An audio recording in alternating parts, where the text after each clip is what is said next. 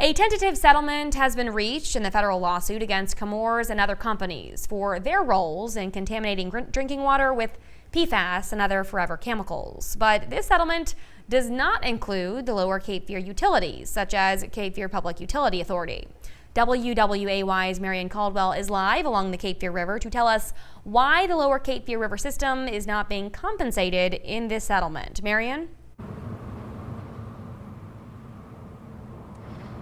Hannah, PFAS contaminated drinking water is something that CFPUA has been fighting for the last 6 years as of tomorrow, and it seems that this agency is not included in this latest settlement.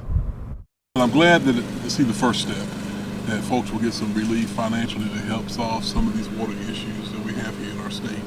Chemours, alongside DuPont and Corteva Reach Comprehensive, have reached a tentative settlement as a result of PFAS contamination in drinking water.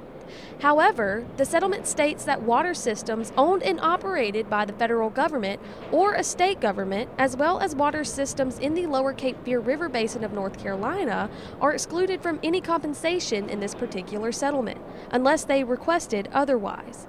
That includes Cape Fear Public Utility Authority. We've chosen to ride this thing out, stick with the lawsuit that we have. And I think long term, the goal is to make sure that we have something long term.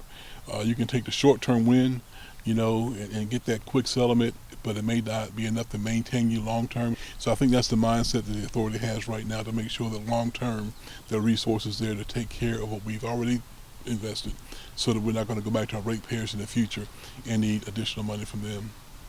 Barfield says that CFPUA sticking with its separate lawsuit assures that CFPUA and its customers will be fully compensated for damages caused in the long run. Emily Donovan with Clean Cape Fear agrees that getting involved with this settlement might be settling for less.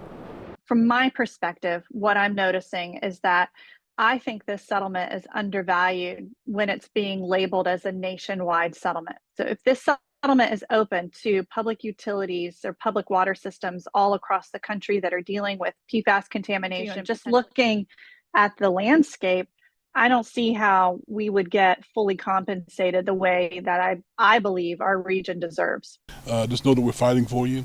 We're trying with this lawsuit, and I think we're going to be successful in the end to get reimbursed, and then we can reimburse our ratepayers back for what they've paid up to this point for this GAC facility. But then moving forward, we're going to have, as we do now, quality PFAS drinking water with that system. $100 million.